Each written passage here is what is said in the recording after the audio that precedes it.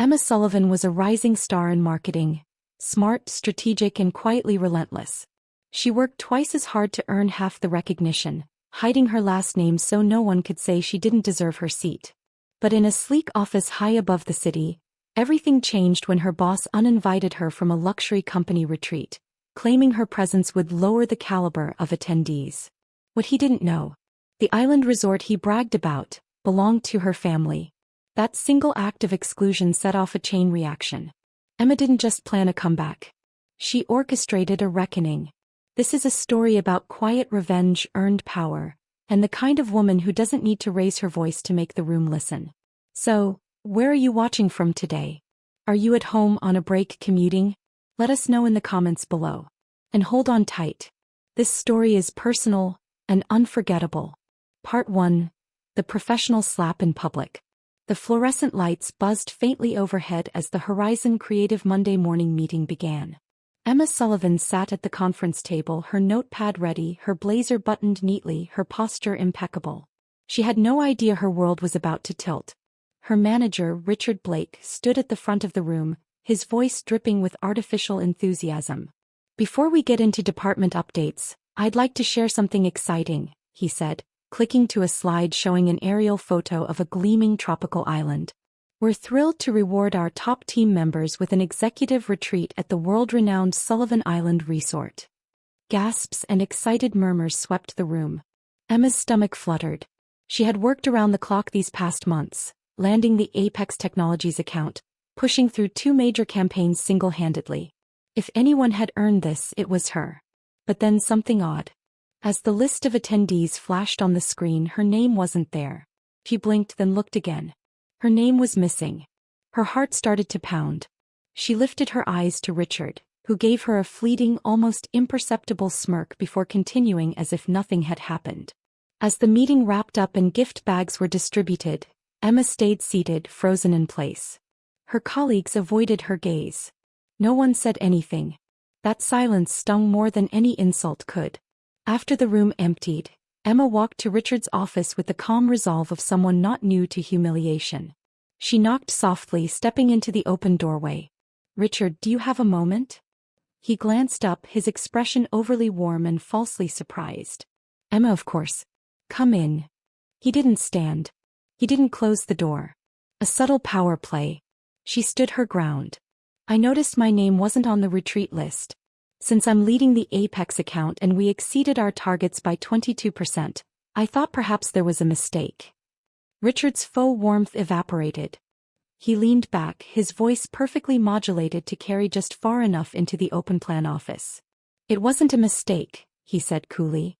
"The retreat is for executives who reflect the kind of polished image Horizon wants to project.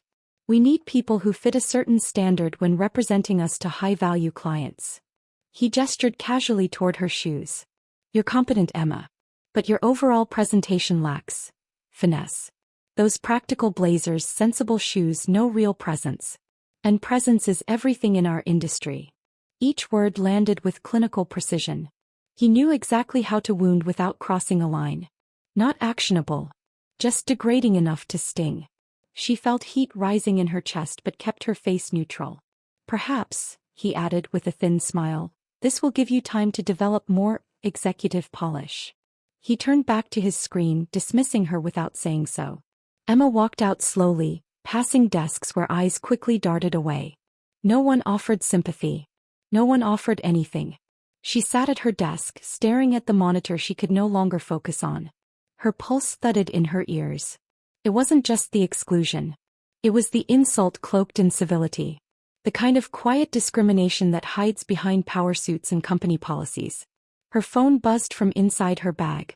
An old message from her father. She hadn't seen him in months. They'd agreed she'd forge her own path. No shortcuts. No name-dropping.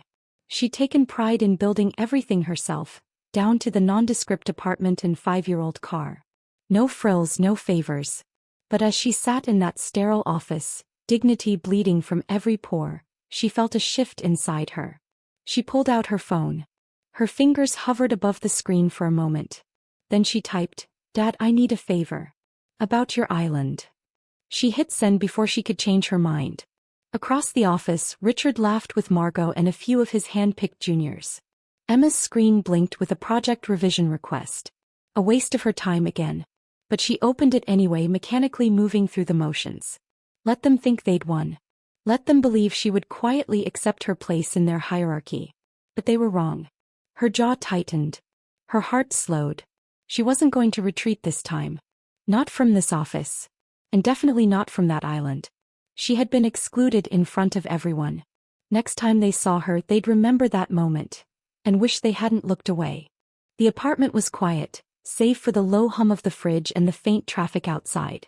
Emma sat on the edge of her couch, phone in hand, watching the word, delivered, appear beneath her message. Her thumb hovered, then pressed the lock button. She didn't expect an immediate reply. Her father rarely responded instantly. That was part of who he was. Always deliberate. Always in control. She stood and walked to the window. The city stretched out in steel and light, cold and indifferent. The same city she had chosen to navigate alone. Every job interview, every late-night proposal, every sacrifice. She had done it all without invoking the Sullivan name. By choice. And yet here she was, drawing from the well she had sworn never to touch. Her phone lit up an hour later. A simple text from her father. Interesting timing. Call me after your all-hands meeting tomorrow. Her breath caught. She hadn't told him about the meeting. She hadn't mentioned Horizon by name. But of course he knew. Robert Sullivan didn't need explanations. He had always been 3 moves ahead. It was both comforting and unnerving. She placed the phone on the kitchen counter and poured herself a glass of water, her reflection flickering in the glass. There was no turning back now. The next morning began with a chill in the air. Emma arrived at the office at 7:30, long before most others. Her fingers moved across her keyboard, refining a campaign Richard had dismissed as passable. She didn't mind the work. What she minded was how invisible it had been made to feel. At 10 she sat in the middle row of the glass-walled conference room. The all-hands meeting began with exaggerated enthusiasm as Richard clicked through slides, his voice booming with pride. Emma listened without expression. She had trained herself to stay composed in rooms where others mistook noise for leadership. Later that afternoon, as the office emptied, she returned home. She changed into comfortable clothes and pulled her hair into a loose bun. Then she sat down and called the number she rarely dialed. Emma, came the deep, familiar voice on the other end. Calm. Measured. Hi, Dad. There was a pause. Then, what's this about the retreat? Emma inhaled. My boss decided I wasn't polished enough to attend. Said I didn't meet the standard expected at your island. She heard the silence shift. The kind of silence that carried weight. I see, her father said slowly. Do you want me to handle it? No, she said quickly. I don't want you to make a call. I don't want a statement. I don't want you to interfere. Then what do you want? I want access. That's it. I want to reserve the presidential villa. I want Carlos to know I'm coming. But I don't want anyone warned. Let them arrive as planned. Let them discover the truth in real time. Another pause. You want to walk into your own story. Yes. On my terms. Her father chuckled softly. The presidential villa? That one. The one I helped design during my senior year. Yes. And Carlos will know exactly what I need. He didn't argue. He respected control. And he recognized strategy when he heard it. It's yours, he said. Carlos will prepare everything to your specifications. Thank you. Do you want me to be there? No, she said. This has to be me. After they hung up, Emma opened her laptop and began working through 3 years of notes, emails, and project records. Every campaign redirected. Every client meeting she'd been left out of. Every time Richard had spoken over her, or taken credit without crediting her work. By 2 in the morning she had a file. A clean, detailed, undeniable account of what had been done. She didn't plan to use it yet. But she needed it. Not for revenge. For clarity. She shut the laptop and leaned back, her eyes burning.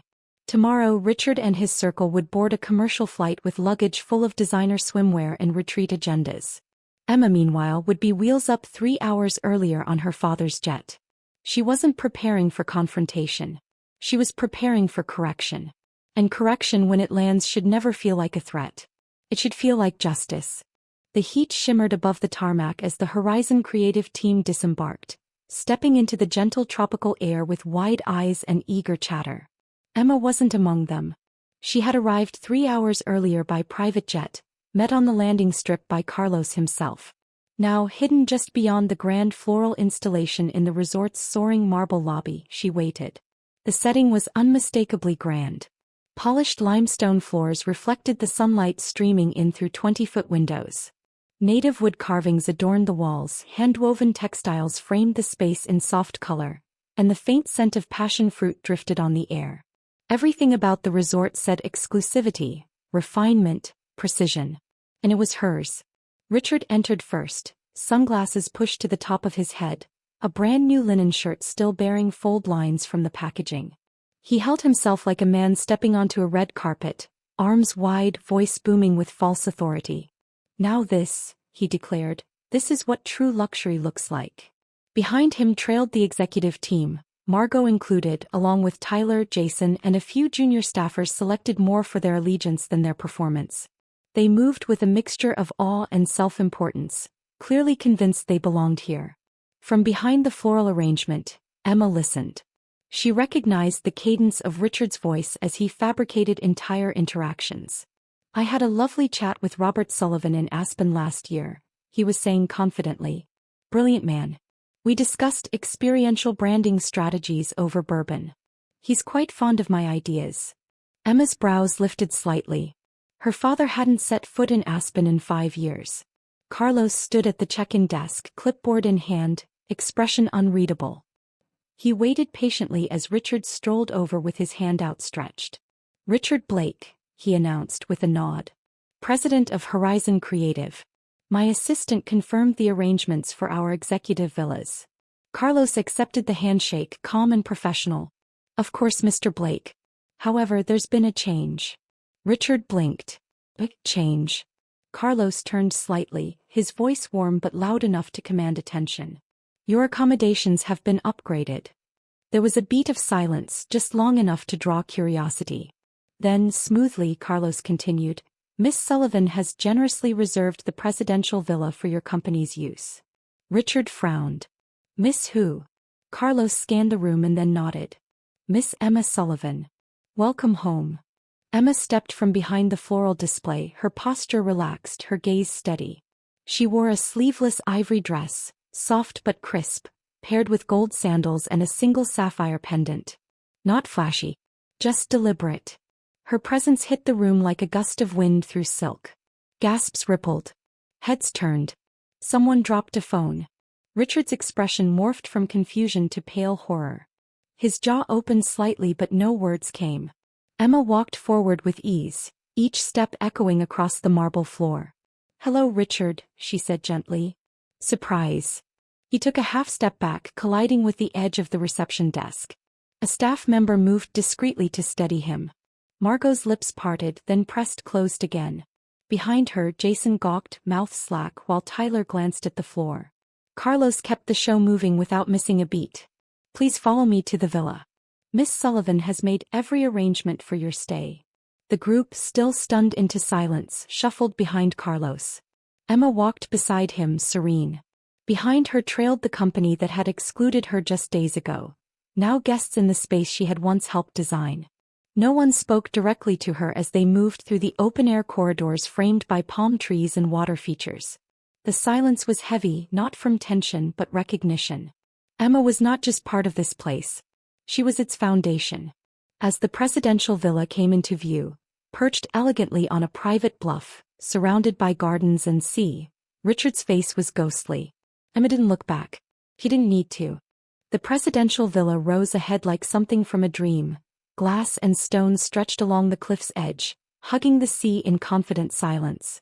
The Horizon team followed Carlos through the shaded walkway that opened into the main hall.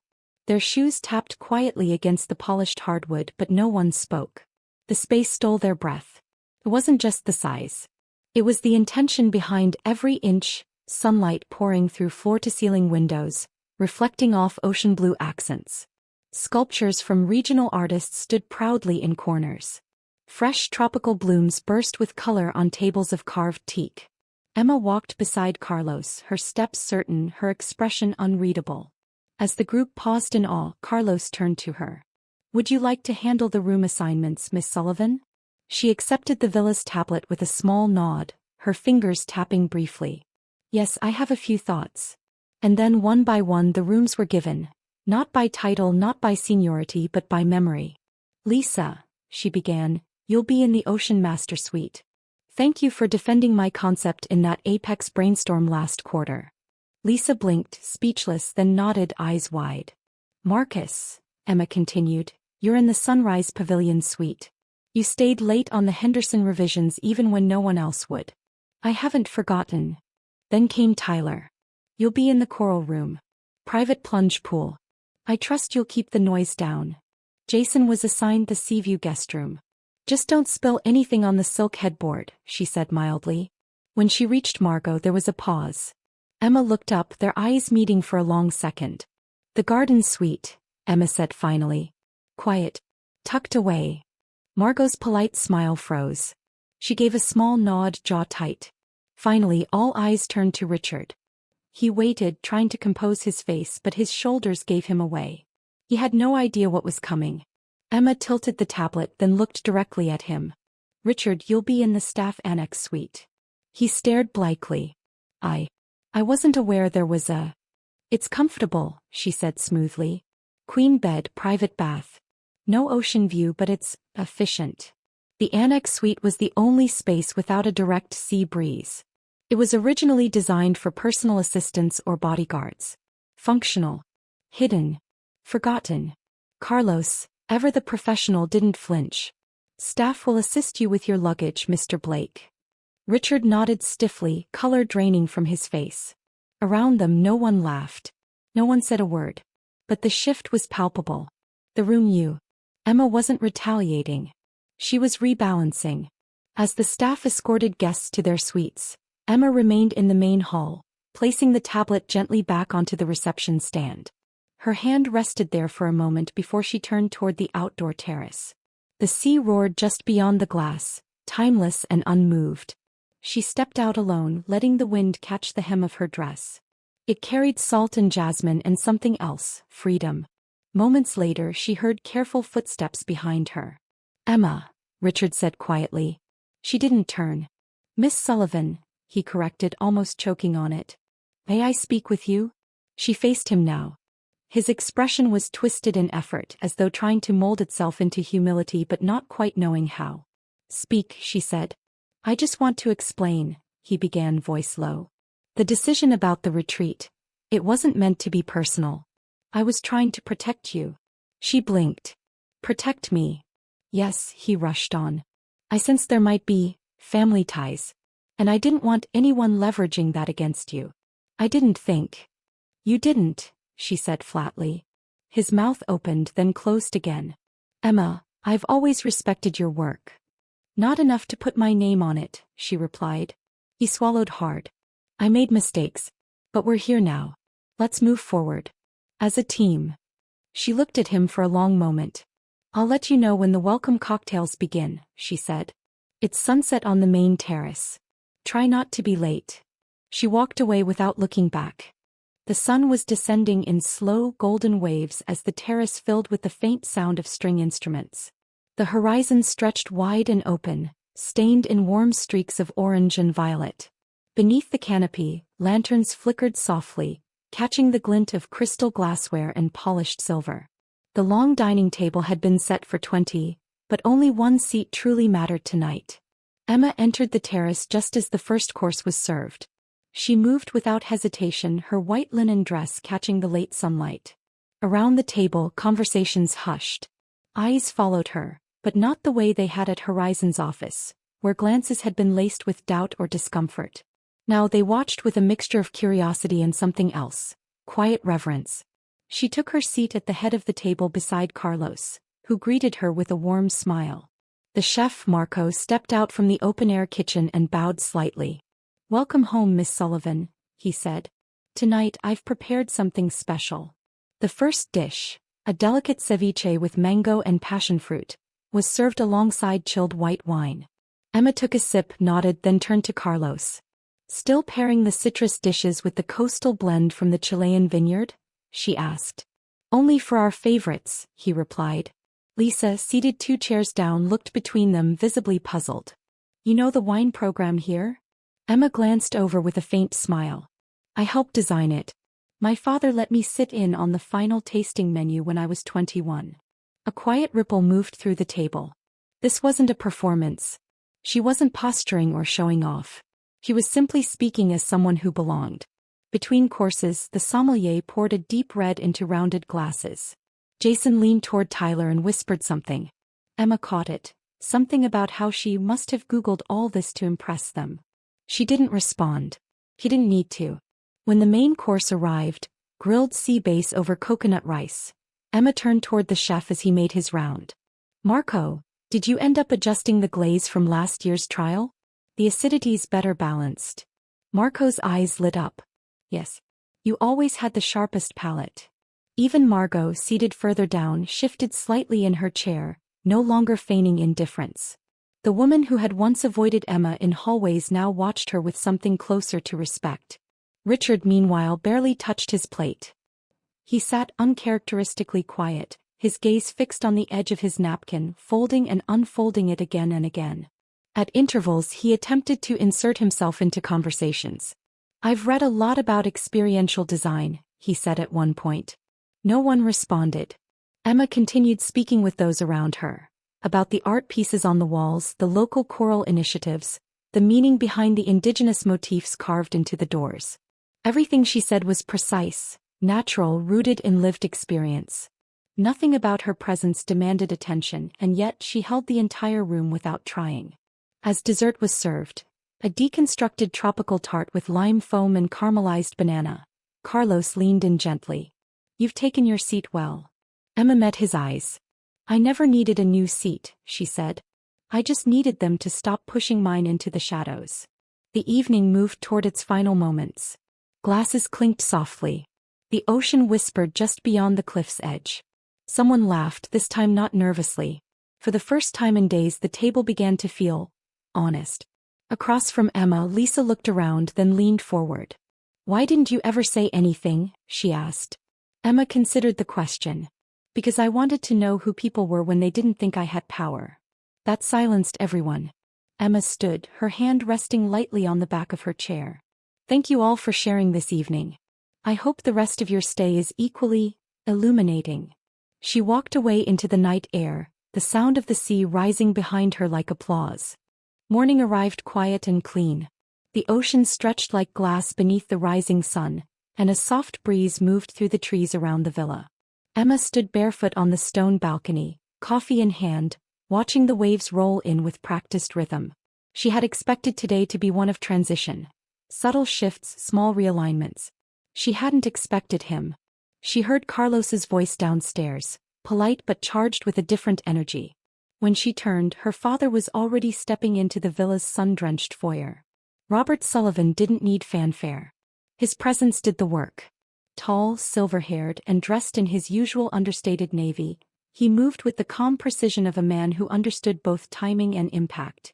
His arrival was a statement, and everyone who caught sight of him understood that, especially the Horizon team now gathered near the breakfast buffet. Emma met him with a surprised smile and an embrace. I thought you were staying away. I was, he said, voice low. But I thought it might be time to see Horizon for myself. In its current state.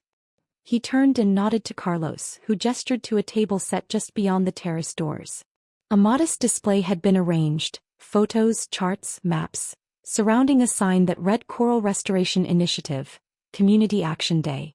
Robert walked to it and addressed the group with quiet authority. I'd like to propose a change in today's agenda, he said. Instead of the planned golf tournament, we've arranged a team-building activity at our Marine Conservation Center. It's a program that means a great deal to both me and Emma. The room fell silent. No one objected. A short while later, the group stood on the beach, wearing sun hats and reef-safe sunscreen. Biologists gave a brief but passionate overview of the coral fragmentation process. Emma, in lightweight khakis and a linen shirt, moved among her colleagues, answering questions and translating jargon into strategy. Mid-morning, she saw Richard standing alone near the shore, staring into the distance as though the ocean held an answer he'd misplaced. She walked toward him with a folder tucked under one arm. Her sandals crunched softly over the sand. He turned as she approached. "Emma. Before you say anything," she said gently, "I want you to read this." She handed him the folder. Inside were printed emails, time-stamped project drafts, meeting notes. Clear, thorough documentation of ideas taken, credit withheld, deliberate exclusions, dismissive remarks. 3 years of silenced value. His face tightened with each page turned. Lines deepened around his eyes. His lips pressed into a pale line. He looked up. "You've been keeping this?" "I've been enduring it," she corrected. "Now I'm choosing to acknowledge it." His voice broke slightly. "You're going to take this to the board?" "I could," she said evenly. "But I'm not here for revenge." He stared at her, uncertain. "I'm here for change," she continued. "Real change. Starting with mandatory sensitivity training for leadership. Transparent promotion pathways. A formal review of advancement criteria. And a written commitment from you, publicly supporting these changes." His mouth opened. Closed. Then opened again. "You want me to stay?" "I want you to evolve," she said. "Or step aside. I don't care which. But I'm giving you the chance to choose something better than what you've been." He held her gaze for several long seconds. His usual confidence, loud, puffed, brittle, had deflated into something smaller, more real. "Why?" he asked, almost whispering. "After everything. Why offer me a way out?" She studied him, her voice quiet but unwavering. "Because revenge burns fast and fades. Change lasts." He looked down at the folder again. The breeze shifted, fluttering the top sheet like a loose sail. Behind them, the others worked in the shallows, laughing carefully, asking questions. Emma watched as Margot helped a junior team member attach coral fragments to a reef base. A week ago that exchange would never have happened. But now there was movement. Small. But real. She left Richard standing on the beach with the decision resting in his hands.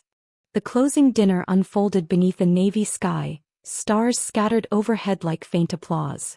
Torches flickered along the beach, casting warm shadows over the long linen-covered table set directly in the sand.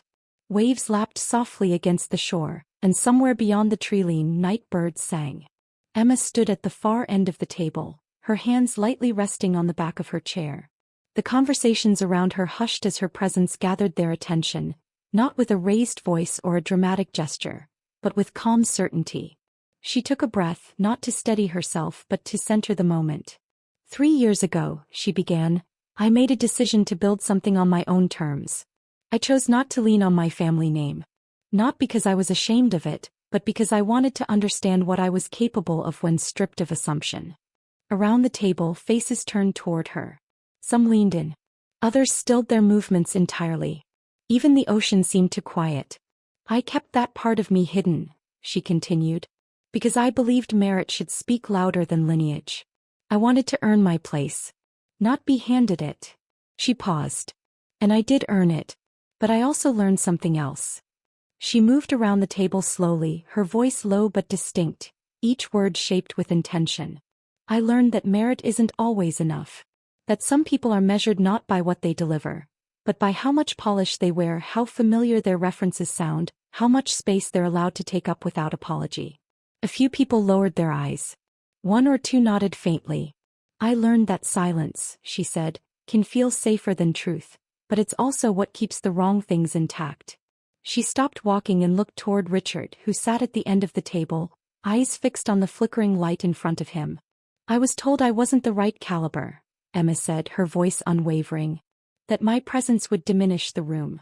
But tonight I hope we're starting to understand something deeper. She looked out at the team, her tone softening. Caliber isn't about status. It's not about shoes or suits or the length of your title. It's about how you treat people when you think no one is watching. It's about whose ideas you amplify, who you give credit to, who you ignore and why. There was no sound but the gentle rustle of ocean wind. So we're going to change things, she said, her voice gathering weight again. At Horizon we will be implementing transparent promotion criteria. Leadership training with a focus on equity. And most importantly, she gestured to the side of the terrace, where a simple banner hung beside a display of photographs. We're launching the Sullivan Legacy Fellowship. It will provide paid internships, mentorship, and career development for students from underrepresented backgrounds. No legacy advantage. No favors. Just opportunity. Applause rose slowly, then grew. It wasn't the polite clapping of office meetings. It was real. Some clapped with tears in their eyes. Others with a sense of something being set right. Richard did not speak. He clapped, quietly, hands together in a steady rhythm, his eyes never leaving the firelight. Afterward, Emma returned to her seat. Lisa leaned over and touched her arm. That, she said simply, was everything we needed to hear. Later that night, Emma stood alone at the edge of the beach, shoes in hand, feet in the cool sand. The tide reached for her toes and receded again. She heard footsteps behind her. She turned, expecting Carlos or maybe her father. Instead, it was Jamie, her longtime friend and quiet supporter, arriving late, holding a folder in one hand. "I came for tomorrow's meeting," Jamie said. "But I had to see this for myself." "Emma, you didn't just walk back in. You rewrote the room." Emma smiled, then looked out at the horizon. "I didn't want to burn it down," she said. "I just wanted to make sure no one else had to shrink to fit in." Jamie nodded. "You didn't shrink. You rose." Emma said nothing, letting the ocean fill the quiet. 6 months later, the sun streamed through the floor-to-ceiling windows of Horizon Creative's top floor. The city stretched below like a living network of ambition and possibility. Inside, the corner office was quiet, clean lines, soft light, and an uncluttered desk. No golden plaques. No designer sculptures. Just a framed photograph of a coral reef restoration project, a simple glass display holding a small piece of reef stone, and a single chair behind the desk, now occupied. Emma Sullivan sat calmly, reviewing the quarterly report in front of her. The numbers were strong. Profitability had increased by 34% since the last quarter under Richard's leadership. More importantly, employee turnover had dropped, and the new mentorship program had begun with its first round of Sullivan Legacy Fellows, 3 interns from public universities with no prior industry connections, already making waves on real campaigns. She looked at their portfolio samples stacked neatly to one side. One stood out. A rebrand concept for a sustainable beverage line that rivaled some of the agency's senior pitches. Emma made a note to schedule a meeting with the intern who submitted it. Her assistant buzzed through the intercom. "Your father is on line 1. Something about next year's retreat." Emma smiled. She reached for the phone but paused, her fingers resting lightly on the receiver. This office, once Richard Blake's domain, felt different now. Not just because of the leadership shift but because of what it represented. Emma hadn't taken the position to prove a point. She had taken it because it was time for someone to lead from a place of clarity, not ego. A place of earned confidence, not borrowed bravado. She picked up the phone. "Hi, Dad. I was just thinking about you." Robert chuckled on the other end.